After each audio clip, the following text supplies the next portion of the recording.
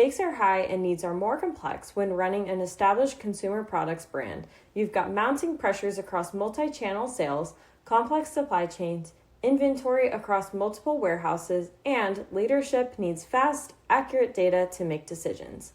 That's why leading brands partner with Baker Tilly, an accounting firm that specializes in the consumer product space.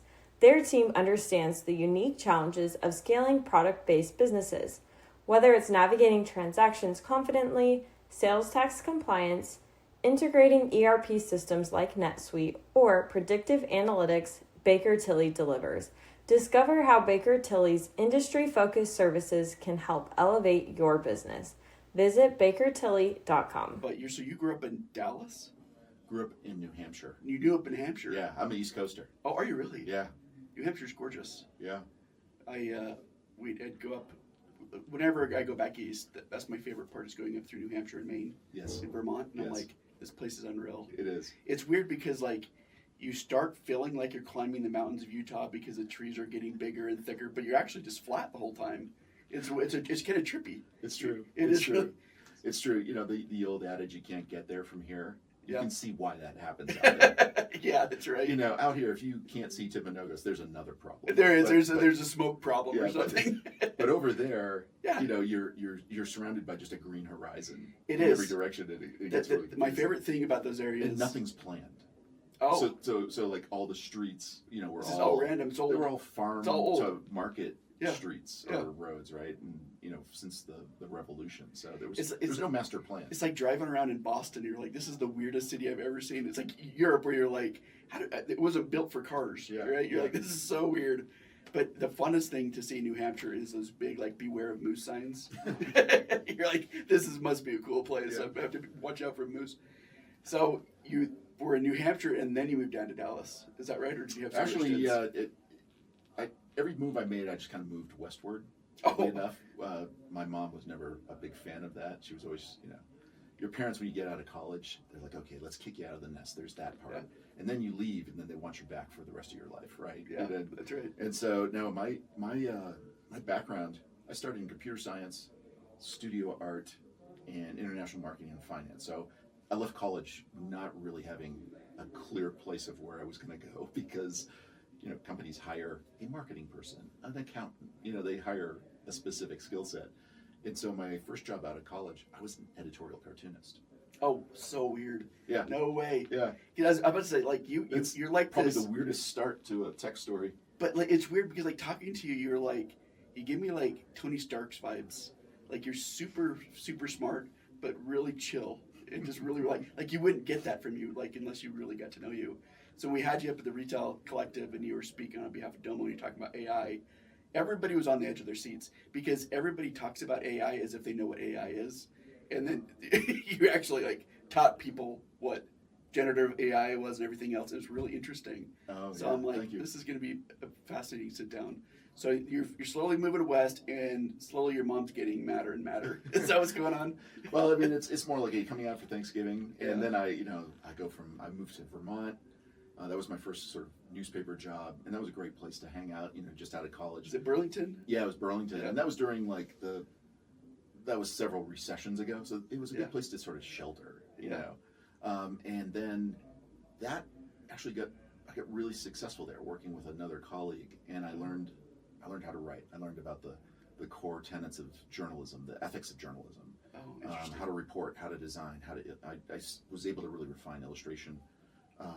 My illustration skills, and within like 2 or 3 years, I went from a relatively tiny newspaper, like 60,000 circulation, to running sort of the infographics and design team at the Detroit News, which was 1.2 million, and that was another whole kind of education in itself. No way, I had no idea. Yeah, so I did that, and I lived through a strike, and a strike in Detroit is an event unlike any other. Sounds a little risky.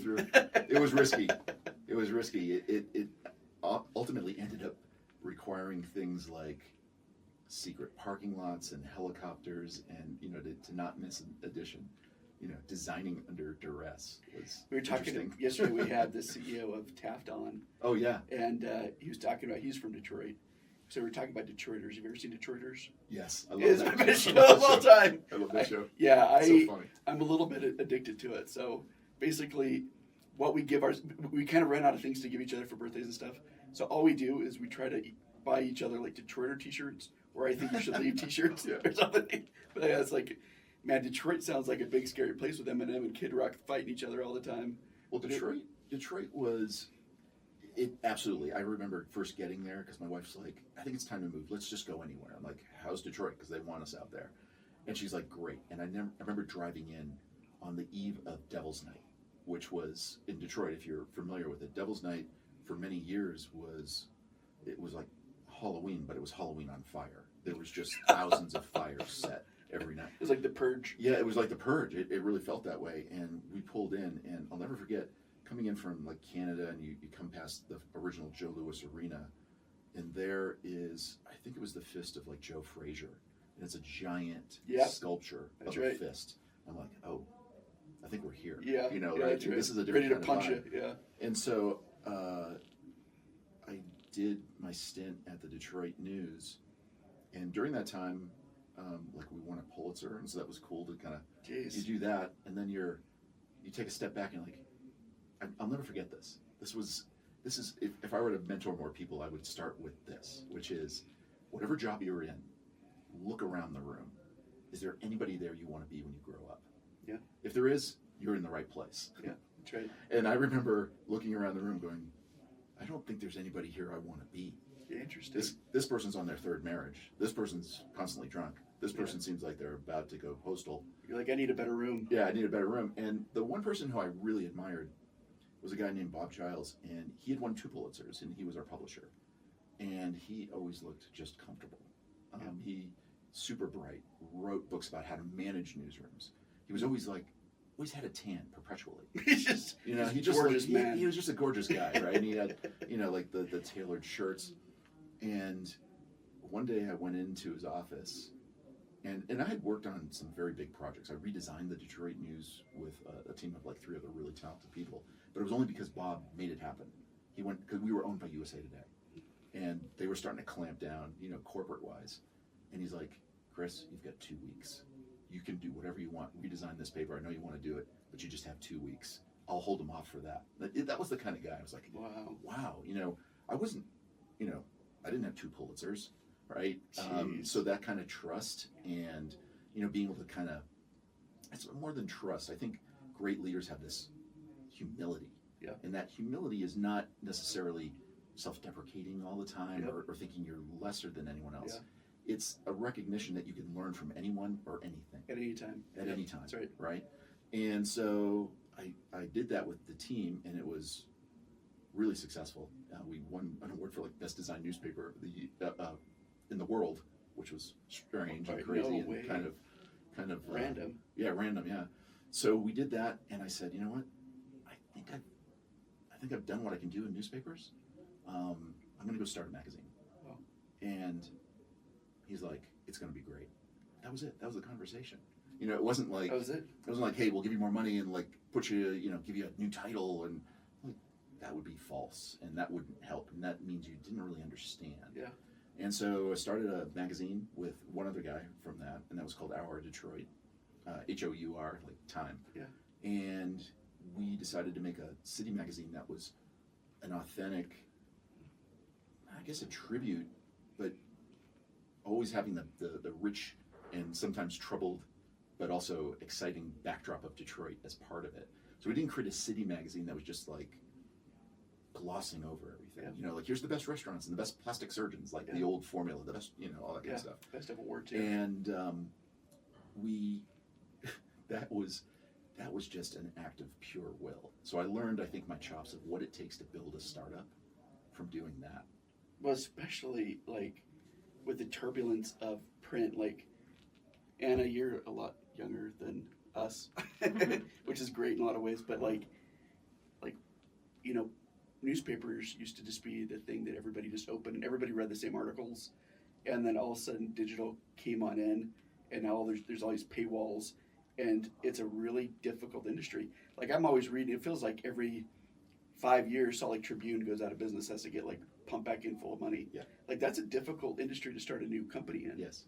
And magazine and everything else. So Well, this was like in the mid '90s. Okay, so it So wasn't this quite was yet. just at the point where I thought, okay, something's going to happen, because it was clear this was pre-internet. So I'm really dating myself, but it was clear that things were going to change. Yeah. Like they were going to die rich. Something was going to disrupt them, and they probably wouldn't be able to change. But I tried anyway. So I left newspapers, started a magazine. The magazine went actually really well. It's still in publication. Oh wow. 25 years later. No way. Yeah. And that was always like probably the most important thing, right? Like if you can do startups for money and recognition and all that stuff, but really the best startups, they try to change something. Yeah. Right? They So try to it's- have consequences. It was like opinion pieces, or what was? No, it was a big glossy city magazine that was about. Well, the thing that was interesting was it wasn't just about like where to eat. Of course, you have to have those things, Yeah, parties, yeah. and you have celebrities, and Yeah. But we also wanted to have I guess like a biography of ideas, right? Because what made Detroit special, when you looked a little deeper, was that it was a unique place where you had not just a huge amount of pretty interesting history, but you also had a really large transient population, both from immigrants and from the ad agency and the car business, and it just went on and on. Yeah. And it was Eclectic. really eclectic. So for example, I think I was watching like on YouTube, it was like Skrillex doing, one of his DJ things. Yeah. And like, that all started in Detroit. Like Detroit was sort of where the rave scene and the DJ Ground scene. zero on it. Yeah, and unfortunately, Detroit was also a place where they were totally fine moving on and wiping out whatever history they had if it meant progress in any way. So all the old buildings are going down. yeah, They're like, well, and so I got to know the city really well, and I got to learn how to tell stories. Yeah. I learned how to art direct fashion shoots, and I got to learn how to photograph. I mean, so that was learning on the job, and it was one of those kinds of things where I think if there's one ingredient you need when you're doing a startup, it's just willpower, just straight up willpower. that's right. Yeah. I mean, yeah, Persistence. if you're smart, great. If you're good at tech, great. But sitting in rooms with some of the biggest like VC firms, Yeah. what they're looking for are people who don't quit, That's right. right? And it can solve problems. Yeah. And I learned that one. That was the school of hard knocks for sure. But out of that, this was a little known story, but my co-founder, we ended up doing other magazine consulting gigs. And one of the things we did was came up with the concept for Oprah Magazine, What? which is one of the weirdest things. The most successful women's magazine in all time was originally designed by two guys. So did you like sell the rights or something? How did that whole thing work? Yeah, we were contracted to be on a small team to just come up with an idea. Are you serious? Yeah, and so we did it over the course of like several weekends, and then Wow.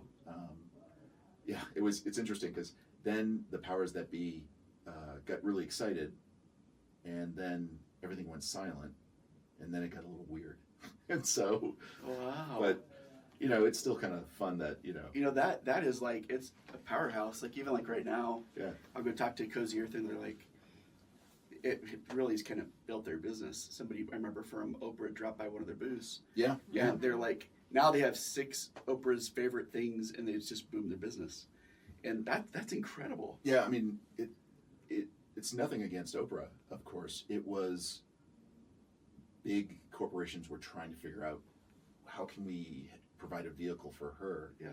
But there wasn't any really any soul there, Yeah. And to this day, I do regret a few things about that, but. Her career, by the way, is really interesting Oh yeah, because like it started off almost kind of like a Jerry Springer. Like it was not a very serious show. she's one of the most brilliant interviewers I've ever and seen. then it also became like world class, top notch everything. And it's Well, yeah, just to be clear, I'm taking zero credit for the success of that magazine. We were able to put together, I think, a great idea, and that was able to get her excited. but she can sell anything. Yeah. I mean, I remember one time she said, "Oh, I love Wassa crackers." Wassa crackers are like a step above cardboard, right? Edible cardboard. She could sell that, huh? The moment she talked about that, you couldn't find a Wassa cracker anywhere. You couldn't give these things away before, right? So she's brilliant. She's got the mind. Does she read all those books that she tells people to read? That's the question. I assume so, because I've had some friends who are authors who have made her book list, and they seem like they genuinely have a relationship with her. Yeah, very interesting. I mean, her, obviously, if it's a Oprah Book Club choice, it can be game-changing or life-changing for many people, and it was. But, yeah, no, I think she really takes it seriously. So let's talk a little bit about Domo. Yeah. So what's your position there?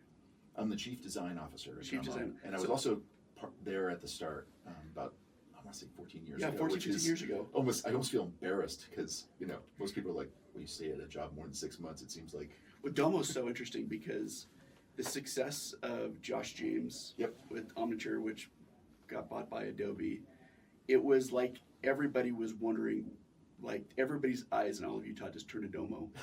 And that, it probably felt that way. It did, yeah. Because it was just like, okay, this bright blue company with this weird name, and you knew Josh James behind it, and you're just like, this is going to be a big deal. Definitely a pressure cooker situation. I'll bet it was, yeah. So what did you start off doing with Domo? So it was interesting how I got sort of introduced to it. So Josh left, he sold Omniture. Yeah. And I think the way he tells it is, because I asked him, I was like, what are you even doing here? Why are you starting another company? You don't have to. And, he was at home for a day or two, like 18 hours or something. And just after retirement? Retirement did not suit him. I can't take this anymore. Gotta start a new business. Yeah, I mean, he's a force of nature. And so Darren Thane, who I worked with at Ancestry, he was the CTO at Ancestry. He gives me this call, and to this day, I feel like he still owes me.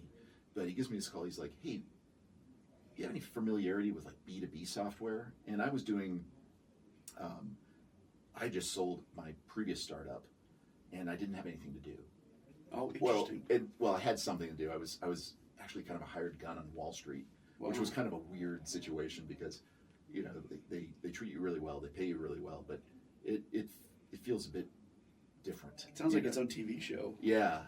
The hired gun of Wall Street. Hired gun, yeah. So I was hired by some of the biggest banks on Wall Street to do their big strategic initiatives. Oh. So design, applications, usability, all this, which was great to get inside. You look at how this whole thing works.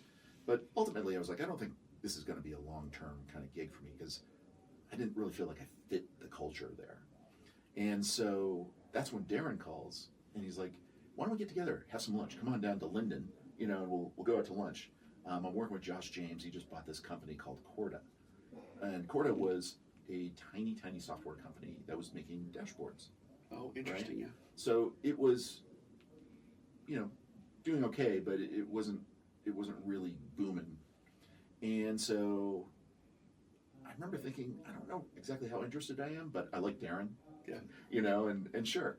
So I go in there, and I've got like my ski stuff on because I think I was skiing or whatnot. And he said we were just going to go for lunch. That's when I'm greeted by this woman. It was Kathy Donahoe, and I was like, she does not look like somebody who works here. She looks like a player.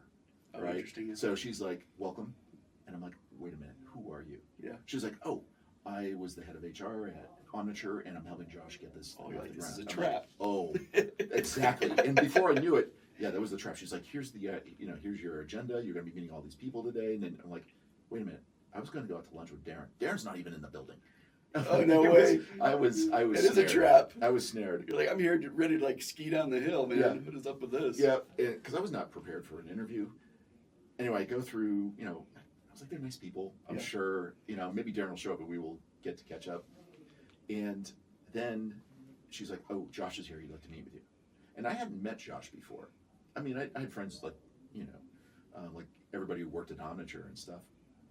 But I'd worked with other CEOs, and so I was a little wary because as a designer, a lot of times you're not necessarily there to collaborate. You're there to try to figure out the vision that they can't get out of their heads. So it's very, kind of ego driven. Interesting. Right? So and that's fine, if that's what you're doing. That's why they have agencies, right? We do this stuff all the time. But I sat in the office with Josh, and I thought, okay, we're going to talk about something. And instead, he just goes, wait a second. And he looks at these pieces of paper, and then he looks at me, and he just starts laughing. And I'm like, am I being punked? Because I don't know what is there a hidden camera here? Yeah, we're crazy. And he's like, no. He goes, one of the things Josh does, and I still think this is a great leadership tactic, he has visibility to everyone who's being hired, no matter how big the organization is. Oh, wow. So one of the things he does is if someone's being interviewed, those people who are doing the interviewing need to give very detailed feedback about this person. Are they a good fit? What are their strengths? What are their weaknesses? What's the overall? And he said, this is nothing against you, but I just bought this company, and I actually learned more about the people here than I do about the person sitting in front of me in this. Wow. And it was kind of an interesting mechanism, because I think people thought, oh yeah, I'll kind of fill this out. When really it was, he could kind of understand, like, where's everyone's heads at? How do they think about different things? But the thing that was the game changer for me was he was not concerned about some idea he thought was original, right? Yeah. Or some idea he was frustrated he couldn't get out, and this was just going to be an exercise in, kind of pulling teeth. Extraction. Yeah, extraction, right? Tooth extraction, right? Yeah. Idea extraction. He's like, I was extremely proud about what I did at Omniture. We made a lot of money. We made a lot of people a lot of money. Yeah. We made a lot of careers, right? And I think most importantly, being able to get, the Adobe building here, and that was kind of the tipping point. Thing. Yeah, the tipping point for tech in the Valley. Oh, for sure. Because before that, I felt like we were all part of sleeper cells. Like that's so true. Yeah, at some point, people are going to get it, and we're going to just explode. That's right. And he goes, but to be honest, there was a certain part that I just wasn't proud of. I thought the product needed to be better. It needed to be consumer-like. And the problem I want to solve is, how do I run my company from my phone? Right? Interesting. I'm the head of a big company, and for the most part, and I thought this was an interesting paradox. He goes, I don't really do anything. I mean, as a CEO, yes, you have a lot of power. But he goes, I don't directly hire, fire, pay.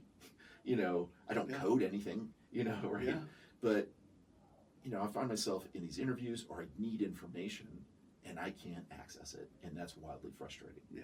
And I think it was at that moment I think I told him, I was like, all right, I'm in. We're 30 seconds into this conversation. Wow. And the reason was, I love big problems, right? I also love beautiful dashboards. Yeah, beautiful dashboards. Well, that was the thing, was we were never a dashboard company. Although we've kind of been, sometimes people think of us that, but it was a bigger problem to be solved. And that's what I liked, was it wasn't about, one specific, very, micromanaged vision. It was this really big, broad, game changer kind of vision. And it was a problem that couldn't be solved by any one person. Those are the kinds of endeavors that get the best out of people, right? If any one person in this room thinks they can solve that, it's probably not either an interesting problem, or, we're not going to get along. Your dashboard, by the way, is beautiful. I remember maybe you can walk through the listening audience on this, but I believe you're pulled up like the route of a delivery truck. Yes. So tell us a little bit about that, like that type of a situation and how Domo would help.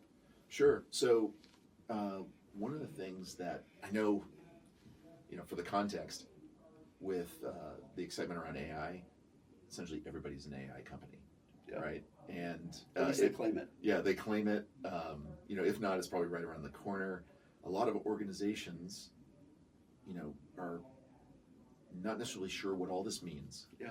But AI is seeping in through all the other tools. Yeah. Right? Like, without an AI plan, they're already being influenced by AI. That's right. So our approach has always been to be open and agnostic. And one of the challenges of a AI and data products platform like Domo is that the more capability you add, it's hard to keep the complexity down, right? You're giving people a ginormous toolbox to do anything. And our customers do amazing things that no one else can do, because most other solutions are fairly simple or simpler tools. Yeah. Right? It's like, here's a point solution for transforming your data or looking at it in a spreadsheet or editing something or something like that. When you can bring all of those things together, a lot more capability is unlocked. And unfortunately, that is a really big task. Oh yeah. You know? So when it came to AI, I know it probably sounds cliche, it's like, yeah, we're into AI, but I remember like 2016, 2017, we were trying to use language models. They weren't large language models yet. They were like BERT and I think it was Elmo at the time out of Google, right? It was like they were naming things after Sesame Street characters. But the reason we were looking at these things was we were trying to make it easier to find stuff. So better search was interesting. But also, can you use AI to reduce complexity in the platform? Can you move from being task-oriented, tool-oriented to goal-oriented? So when a CEO says, hey, I want to have a report on all of this. Well, somebody has to go, or teams go away, and they try to figure out how they're going to build that report. What's the data we need? How do we need to transform the data? What data is missing? How do we need to visualize it? And sometimes teams are able to do that, but it's very labor intensive, and it's also, if they do it really well, it usually leads to more questions. So it's like, they do a great job only to be rewarded by having to do more work. And that was really, really difficult. So for us, AI is allowing companies to unlock more value from the data they already have. But then to your point about, doing, I think in that case, that was an app a company is using to do real-time logistic routing of trucks and predictive maintenance. That's so cool. So they have all the data for the most part. Yeah. There's a little bit of math that's missing, for the predictive maintenance side, but they're sitting, I think, on, essentially game-changing type applications and data that. Sure, Trudy's doing that predictive maintenance stuff now. Yeah. Like with on buildings, because he was telling me a little bit about how some of the big, huge grocery stores or whatever, they would have to go up and they'd fix something, and they didn't realize all these different things that had different warranties on them, and they're losing like millions and millions of dollars. He's like, well, why can't there just be a system that just tracks your warranties, for crying out loud? Yeah. But that's kind of the same example. I mean, it's one of the things where, as a large data platform, we don't really care what data you have. Yeah. We can store it, manipulate it, visualize it, turn it into agentic applications, like any other data. It's really about, for many organizations, the challenge is becoming a learning organization and being more creative at problem solving. Interesting. Yeah. So you were talking, just it was a really fascinating conversation. You said something like, we've had AI for hundreds of years, but it was obviously in a different form, and now it's generating stuff. Tell us a little bit about the history of AI and where it is now and why it's such a big topic. And then I'd love to talk to you a little bit about like the point of singularity when there's no return, because that gets a little scary. But so give us some examples. Where would we have found AI in 1980? Sure. Very simple AI. Yeah, I mean, I think we can actually go back a little further. So, one of the things that I think startles people is this idea that AI is always been either at the start of a revolution or at the end of one. Oh, weird. Because it's been in the works for 400 years. Weird. Right? And so by 400 years, what I mean by that is all the little components that make up modern large language models like ChatGPT and Anthropic have their foundations in math and concepts from like the 1600s. Interesting. So one of the things about AI is, at the end of the day, AI turns every problem into a prediction, right? That's at its core. And the underpinnings for that started with like Pascal and Fermat in like the French salons, where they were trying to figure out, well, they invented probability, or they discovered it, right? There was this idea that, well, a lot of it was driven by gambling habits, like, so should I put money down on this dice roll or not? But out of that sprung sort of the first understanding of probability and the understanding of risk. Before that, there was no understanding. They invented risk. right? Interesting. And then shortly after that, you have like Leibniz and Newton, but mostly Leibniz, who created calculus. But the concept of you can build bigger, more complicated things out of smaller mathematical things. Interesting. Right? And then after that, well, we'll go through the whole history, but these all tie in. But Reverend Bayes, Thomas Bayes, posthumously, someone discovers a notebook that he has that has what's called Bayes' theorem. And Bayes' theorem is just written in a little notebook. I mean, they've already buried the guy. And someone's like, this looks interesting. And what Bayes did was he took this idea of probability and risk and used it as a way to predict the future. Interesting. And so that's what Bayes' theorem does. It says, okay, let me look at what's already happened before, what's likely to happen now, and then given the situation I see, what's the chance that it's either going to rain or shine? Or is this medical test for cancer truly a false positive, or is it telling me I need to get another test? Is this Terraform really going to help or hurt? Yeah. So it's based on priors. That's what they call it, which that's where it gets a little tricky because if it hasn't happened before, it's hard to judge. Yeah. But, then you kind of fast forward to like the 50s, and that's when this idea of artificial intelligence is first used. The term is coined at a conference, just academics getting together. Oh, interesting. And some of those academics, like Claude Shannon and I think von Neumann was there, because of Bayes and what he did and all the other sort of mathematicians, they've pulled this together and they've created something they call the neuron. So the neuron comes around, right? So the neuron is essentially the smallest mathematical unit in a deep learning network. A lot of excitement, and again, this is why it's like either the start or the end of a revolution. At each point, the hype and the excitement is off the charts, and then it dies away, right? And so in the let's say in the 80s, AI was really around expert systems. So when we say AI, typically AI means two things. Either it's the super new cool thing that we're talking about, or it's the thing that it can't do. That's how AI is usually defined. So give me an example. So, like right now when we say AI, I think people think large language models. Yeah. Right? Before this, it was image recognition. Okay. Or before that, it was the recommendation engine for your Amazon cart or your Shopify cart. Or my cart telling me that I normally take this route to the donut shop. Yes. And it's yes. I'm exactly. going to be doing that today too, I guess. Yeah. Yeah. Okay. And those are all forms of AI. Yeah. Right. And AI is really at its core something that otherwise looks like only a human could have done it. Yeah.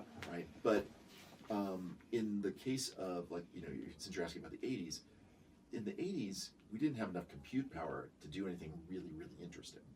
So AI was really around expert systems, and those at their core were essentially long lists of criteria. Yeah. So if you go into a doctor's office and they're like, oh, here's our AI assistant, the AI assistant would be, do you have a fever? Yes or no? And it's a branching, decision tree. How long have you had it? What's your temperature? Yep. The problem with those is that AI is extremely fragile and very limited, right? And so everyone got very excited about expert systems, and those all kind of faded away. And then we entered the AI winter.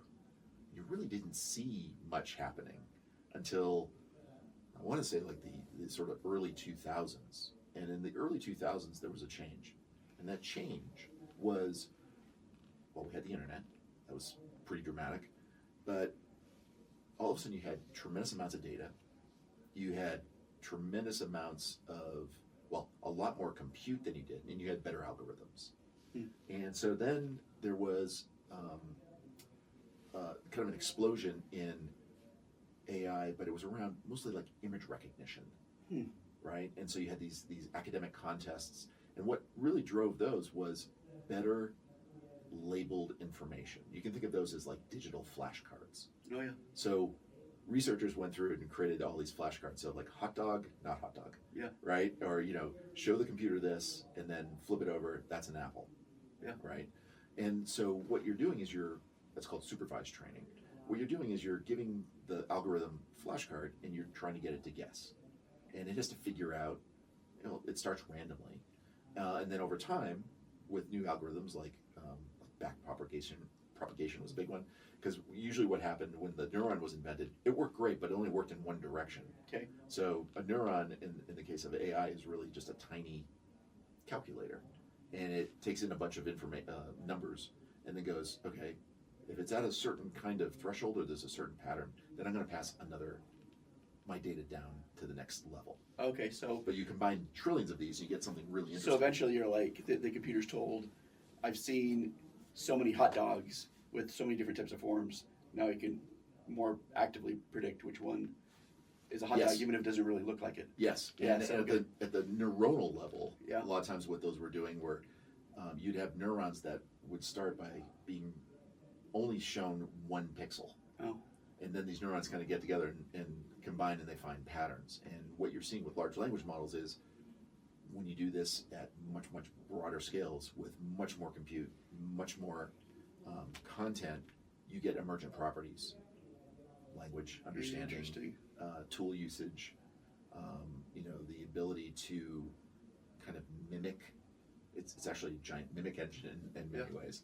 And so, that's what happened was, thankfully kids loved playing Doom and Quake at the time. Yeah. And so NVIDIA comes around and they build GPUs, and researchers are like, oh, these can be great for calculating, 3D scenes in a game, but they could also be used to run the linear algebra we need to train these models. Oh, interesting. So those were not designed to bring about an AI revolution, but they did. Interesting. And so There- you kind of fast forward to like a few years ago. Yeah. Now all of a sudden AI in a way became pretty boring again. Yeah. Because it can, recognize things. And as I said before, AI really at its core turns everything into a problem into a prediction. So it was, kind of bigger versions of being able to recognize what's in a photo. Is this a face? Is it a bicycle? Can I identify who's in the picture? So so when you're doing those, is it called CAPTCHA? Is that what it is? CAPTCHA? Yeah. So you'll say show me all the stoplights. Yep. So is there a reason why computers can't just automatically do that better than even we can? Because a lot of times I'm like, I don't even know if that's a bicycle, and then I click the wrong thing. But it seems like it's the whole purpose is to weed out humans from computers. Is that what the purpose is of those? Well, yes. At its core, that's what those were designed for. But as the computers and the AI gets better, what happens is those become less usable. So what you're talking about is exactly right. It's like, I think you can outperform me.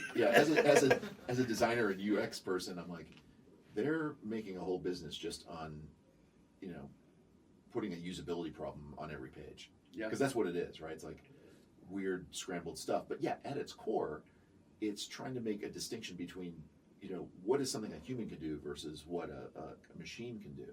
And there is kind of a weird paradox around that as well, which is, yes, a computer or a robot with AI might be able to beat me at chess, but if all the chess pieces got knocked off the table and it had to pick it up and put them all back on the chess, it can't do that at all. Oh. There's no machine that'll do that. Oh, yeah. And especially if those are chess pieces that look different than, oh, this is the Disney chess That's right. piece set, or this is the Hogwarts chess piece set. Interesting. It won't do it, right? So I think at this core, it brings up a lot of other issues, but I think at its core, I always tell people, make sure you stay human. Don't give up yet. That's good news. Because if anything, AI, as fast as it has been adopted, can be a bit unsettling.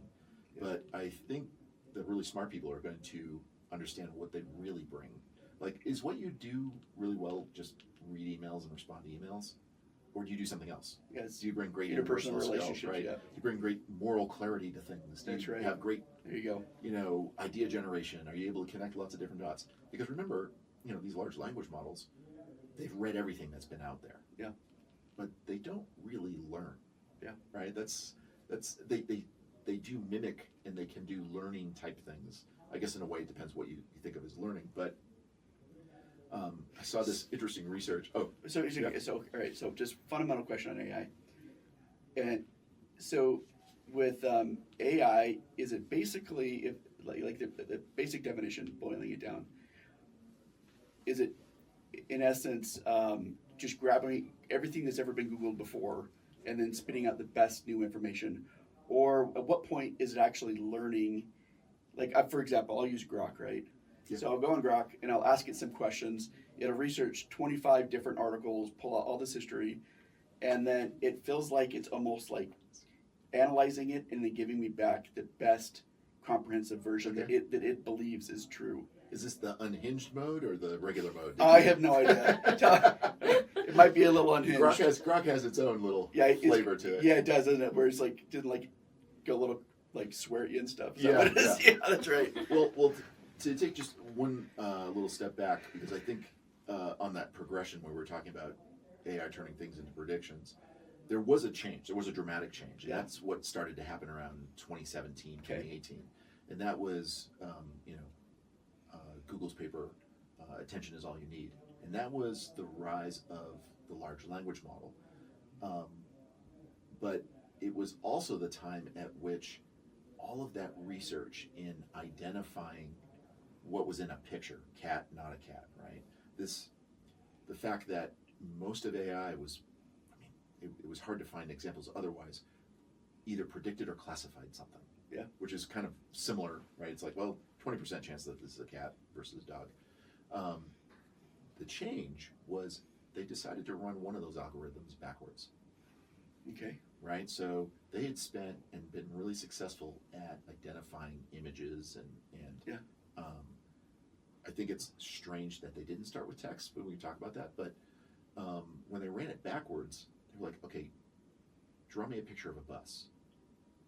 Versus, you've been trained on all these things that are buses. What is a bus? What is, yeah, you create your own bus. Yeah, and what came out of those early experiments, I think if we saw it today, you'd be like, that looks just like a yellow smudge. Yeah. But that got everyone very excited. Yeah. Because all of a sudden they're like, oh, wait a minute. It's speaking back to us. It's speaking back to us. Yeah, exactly. And more importantly, it's generating new information. Yeah. Right? Oh, something that wasn't there. That was 2017. Around 2017, 2018 is where all of a sudden you start to see this real shift from AI is mostly used to tell you what to buy next, classify or predict things. Yeah, that's right. To maybe you could generate something. That's right. Maybe you could generate knowledge. Maybe you could generate a song, a poem, a picture, a movie, whatever. That's very different. And I'm not sure people see that as much, right? But it's important to understand. And that's, I think, also what makes it kind of exciting and also scary. But yeah, that's a very different paradigm that we kind of blew right through, So I was, at our conference, our Retail Collective Slope Summit conference in January, we had Nathan Wigglesworth was kind of talking about AI, and his firm does things like with the Jordan brand and others, and so he was talking about, and I think I got what he got. He had correct, but maybe you could clarify. I believe somebody was asking a question of like, okay, I'm a graphic designer, or I make ads. What part of my job should I be worried about? And I believe his response was, look, AI can generate like the framework of what an ad should be or what images should be, but the very details of it is almost irreplaceable by humans. I mean, irreplaceable as to be human only. Is that kind of is that your take on it? Or do I have that? Yeah, if we're talking about, like what's the role of humans? Yeah, that's the question. What's the role of humans, for example, in marketing or in branding? Sure. Well, I mean, I've definitely seen, there are certain kinds of industries and jobs that have already seen disruption, I think, to these large language models, like customer service. Oh, yeah, for sure. You're seeing a lot of like marketing copy or marketing design type things. Yeah, that's right. Animation. Yeah, my brother's the head of animation at DreamWorks, and no way. Yeah, and he's really he's very much a purist, which I get. But I think at its core, it's important because if what you thought your job was just to produce content of any quality, then you could be replaced by a machine. But if your job is to come up with original novel ideas or solve problems, you have to have a completely different understanding of the world than any model has. Now, the models can be really helpful, I think. And to your point, you were talking about maybe using Grok and it's referencing and reading other stories and summarizing them and giving you, like annotations or footnotes to those, which is great. That can help you uncover, a lot of needles in haystacks that otherwise people maybe didn't have the skills to do or didn't realize was there. So I think that's great. But I was doing an interview with I think someone from CNET a while back, and she goes, "Is there anything that you use AI for, like in your writing?"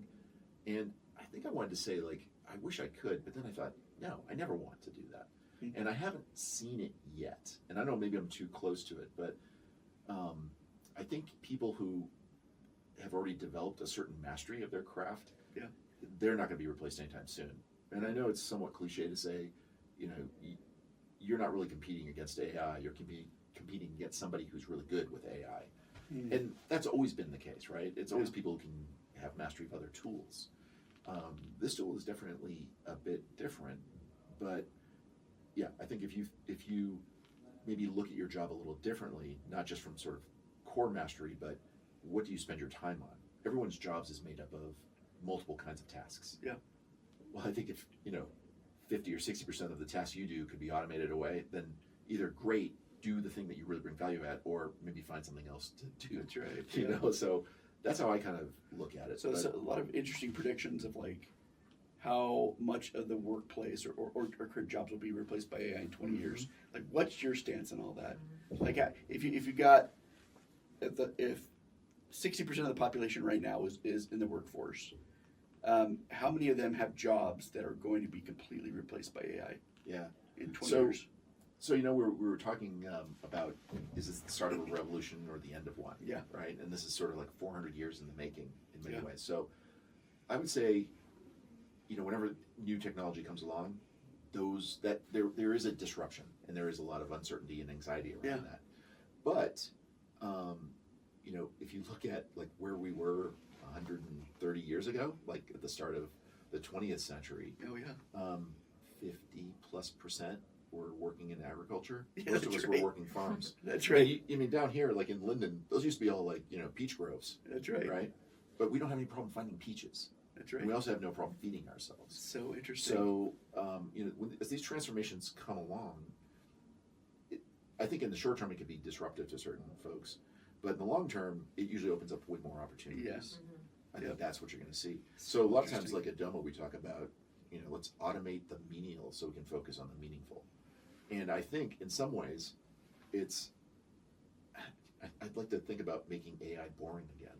Because the things that really make a difference are the boring stuff that no one really talks about. It's not really sexy, right? It's some of those tasks, like I mentioned when I was working on Wall Street, I would see people just sit there and babysit spreadsheets and put together reports, and it's like, okay, maybe that is your job, but what if you were able to do something else, like tell us what this means in this moment, right? As opposed to just, giving us the numbers and babysitting the algorithm. Tell us how to interpret it or what should we do next. Higher level strategic thinking. Interesting, yeah. And that's important because, again, a large language model, although we we sometimes speak of it in human terms. It's thinking, it's speaking, it's responding, it's happy, it's angry, it's helpful, it's not helpful, right? It's read everything that's ever been created. Yeah. That came from people. That's right. That was a creative, good that kind of got sucked into that. But also, its intelligence is not like our intelligence. When we build intelligence, from small babies onward, we go through explore and exploit modes, right? And we're kind of built to navigate and understand and build models of the world. AI right now does not have that. So it's really somewhat limited in many ways. It's super helpful in other ways, for sure, right? I mean, in a way, you could look at a large language model as a very efficient search engine for human knowledge. There's kind of this maybe a massive stereotype, but the U.S. is really good on creativity, and Asia is really good at replicating what the U.S. did, right? Is that kind of how you see AI? It's like it's not going to do the creative stuff necessarily that we can do. I mean, obviously, like China is all in on AI. Oh, right? I mean, in fact, they're getting very advanced. They're building their own chips. I mean, AI is infused in lots of things, and they have different rules in different governments and that's different right. They can do what forces. they want now. Yeah, they can do what they want. But no, I don't see it that way. I think, again, it's going to be like a tool like anything else. it's exciting right now, but a lot of technologies just become invisible. They just become part of our everyday Oh, life. that's so true. Yeah. You know, Velcro. That was cutting edge space technology, right? It's still my favorite one. Right? Yeah. And no one thinks about Velcro, That's right? so You know what I true. mean? But at a time, It was a big. that was a big deal, right? It's I want to hear your opinion on colleges and universities. Yeah. Oh, yeah.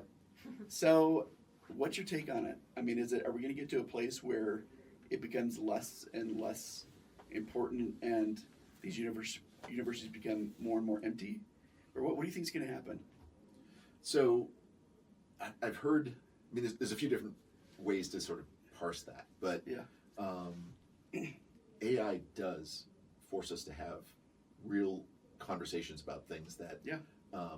just because of its speed of Capabilities, adoption yeah. and capabilities. Some of those are potentially very deep and very transformative, and other ones just might not be that bad in the long run anyway. Yeah. They might. But I think there are two things here that are important. One is, in terms of what makes humans human, that's what colleges should focus on. Right? Interesting. Yeah. It should be. I think that's what they do anyway, but not all of them. But Yeah. if you have a kid going to college, they're moving out of a mode where, unfortunately, most public schools are focused on rote learning. You learn how to memorize, That's right. and then you regurgitate that, and you pass right. the test. It's That's very, right. it's all tests. So it's all set up. Yeah. Right? When you get to college, you should be learning how to learn, That's right. right? And so you need to bring value to yourself and how do I navigate this world and add value to it? Yeah. But that second part is usually what they don't teach you. And that's where I think colleges should focus, Yeah. which is, a lot of times you go and you sweat all the exams and you do all the presentations and 4 years later you get your degree and then you're like, what do I do now? Mm-hmm. Or how do I do what I should do now? And unfortunately, I don't think they're prepped for that as well. You're also seeing, especially with this generation of younger men, they're not going to college. Yeah. Right? They're kind of dropping out. And there's a number of reasons for that. But I think if people were able to see that, regardless of, sort of current economic, turmoil, we live in a globalized society. You are going to compete against everyone on this planet. You're not just competing against AI. Yeah. There's 8 billion other people out there that are looking lot of potentially for competition. your job, right? Yeah. And that's what happened with the internet, right? The internet brought the ability to connect with anyone and share any information and transact. That cost to zero. Yeah. Generative AI now allows you to actually create content at an infinite scale for basically zero cost, marginal cost. So, yeah, it's a little unsettling, but Steve Jobs always looked at the PC as the bicycle for the mind. Yeah. It doesn't ride itself. You got to ride it, but it can take you far. Very interesting. I think these technologies are like the next generation of bicycles for the mind. So as we kind of wrap up here, I'd love to hear there's a lot of different types of applications for different parts of AI that you could, Yeah. So give me your different recommendations of best apps to use for X, so to speak. Yeah. Well, first, if you're thinking about how to use AI, in your business or in your life, definitely start simple. Okay. Right. I think what your question leads to is there's been a lot of change. This adoption has been very fast. Yeah. But there's also a missing AI literacy. That's right. Right. You have to build your own AI literacy. That's right. So you play. Right? You try to make sense out of it. You try to use it in different projects, but start simple and start with projects and things that essentially have zero risk. Okay. That's what I see at the Fortune 50 on down, but I also see it in personal lives because Interesting. one of the things that humans, it's a bit of a trap, but it's also a feature, which is, when Google came around, it's just Google it, right? So convenience sometimes wins out over credibility or cost or anything else, right? And AI, especially large language models, are the next version of that. I don't know if you remember when Wikipedia came out. Oh, yeah. A lot of people didn't know that was just written by strangers. Anybody Some random random person. people. Yeah, Some all-knowing person is trying to get exactly. involved. I remember talking to my dad one day. I'm like, you can edit that. He's like, what are you talking about? It's on the website. It's on the website. I mean, I think the large language models are that on at a whole different magnitude. So interesting. Right? And so, we had kids just cutting and pasting Wikipedia. They're like, okay, I'm going to put this in. And what I tell students and even some people I mentor is AI might give you the answer, but you're not going to change, right? So you have to do the work. And if you want to stay human and you want to stay creative and you want to have better, sort of prospects, you're just going to have to learn how to learn better. That doesn't go away. Yeah. Right. So I think that's really critical. So in terms of, what do I use? There's a ton of tools. I mean, everyone's in the AI business. I think there's something like 10,000 AI startups at last count. I mean, it's that level, right? Crazy. A lot of those are, just kind of thin wrappers on top of these large foundational models. That's right. So I would start with the foundational models and go like, what is this good for? Now, one of the things I would say that is I've run into, and I wish it was an easier way to explain this, but if you go to Google and you're like, just tell me the answer to this thing, it'll give you an answer, right? And that's fine. But if you're really trying to do something meaningful, I would do the work first and then do a test. See how far you could get AI to get to something that seems original, interesting, or novel, right? I think you'll be surprised, because one of the things that, just OpenAI did a whole post about yesterday was the sycophancy problem. These models have been designed to be helpful and put you in the best light. Like if you ask it anything, it's going to be like, that is an amazing question. Let's talk about that. Let's give you an answer. And it's designed to be confident and responding. Yeah. People could fall into that trap, right? That's a trap. We are hacked to fall into that, right? Yeah. What I've noticed more and more is if I just sit down with paper or start writing something, you'll come to some kind of interesting insights. You will not find those in any model, because the model is mimicking or regurgitating what it's already read. So you need to, I think you need to invest in yourself. So at this moment, where I think everyone's thinking about AI and what's the new thing, I'm like, I think you need to think about how you're going to invest in yourself a bit more. Very, very, very interesting. So as we kind of end here, just going back to Domo here for a minute, the people listening in with retail brands or CEOs of retail stores, how could they best use Domo?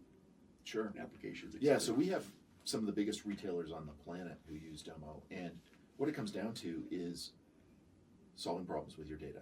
Yeah. Many companies have done a great job of gathering the data. Yeah.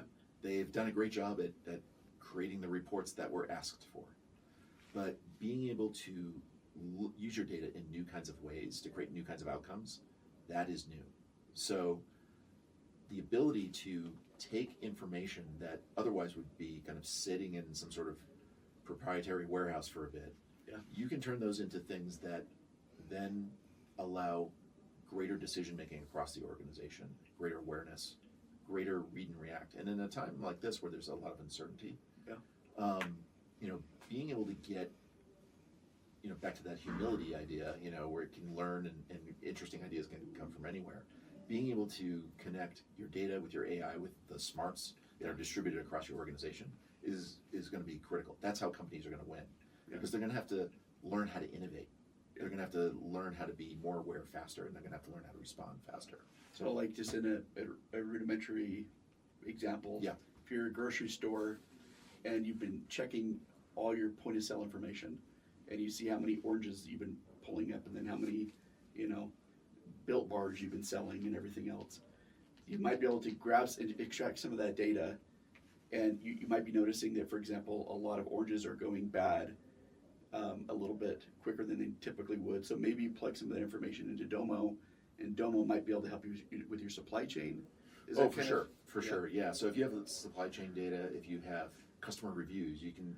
One of the magic parts of an AI and data platform like this is you can connect data in ways that you couldn't do before to create new kinds of value. So everything from, you were talking about like predictive maintenance issues, and it's like, okay, well, if this freezer's on the fritz, could we calculate exactly what our loss is going to be if we don't do it? Replace it right now. Right? Or one of the things that a really large sports retailer used us for was creating hyper-personalized team applications.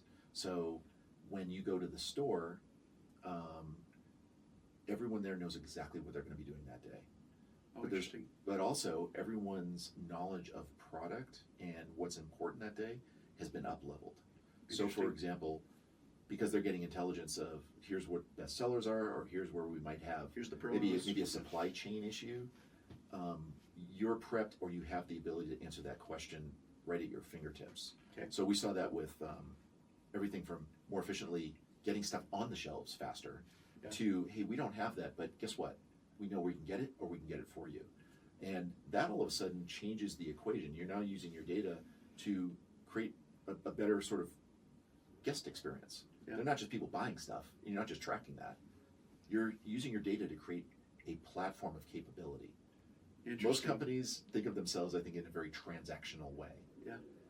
Not, oh, we could be way more innovative and way more powerful if we were able to do things like, what if everyone who comes in, it's not a 6-month ramp up time for them to understand how to sell something. It's someone comes into the red zone, right? They're looking at something, or they have a problem. Oh, guess what? Right at your fingertips, you are going to have, we're going to up-level you to like a 3 or 5 year kind of experienced type interesting person, just because you can find the data. We know you, and that's actually, to sort of wrap it up. But that's one of the things I think is most exciting and not talked about at all, which is every product we've ever created, digitally at least, or from an app standpoint, has always been a compromise. Yeah. It has to be like one design that basically works for everybody. It could be customized, but it's never been truly personalized. Interesting. So now we could say, well, we know your role, we know where you are, we know what you're doing. We might even know like who's in the store. We know what's in the store. We can give you a lot more tools in your sales or customer service toolbox. Almost gamifying it. Yeah, we've done that, and it's been really, really successful. I mean, significantly successful. So interesting. Yeah. Hey, last question for you. Most underrated thing about New Hampshire? We're living on the East Coast. Or living on the East Coast. Yeah. It's hard to say, like autumn, but there is something like so magical. Yeah. And I know people, it sounds kind of cliche, but I've never experienced anything like the sun beginning to set and it looks like the entire horizon is on fire. Wow. It's like, I do miss that. Yeah. I think that's one of the things, like I would probably go back just for the fall. Early fall Early weather fall. for sure. Yeah, when you hit peak, if you can do it, that is remarkable. unlike anything I've ever seen. Well, thank you so much for coming on. I feel like I could just like listen to you talk for like days, and I still am just barely starting to I feel process bad the now. information. No, it's just it's absolutely phenomenal. And thanks for coming on. Yeah, well, you're the thanks for best. having me. And This is again, great. I love what you do, and Yeah. I love your guests, and you got a great podcast. And Yeah. I think it's going to do wonderful. Awesome. Thanks Yeah. again. Thank you.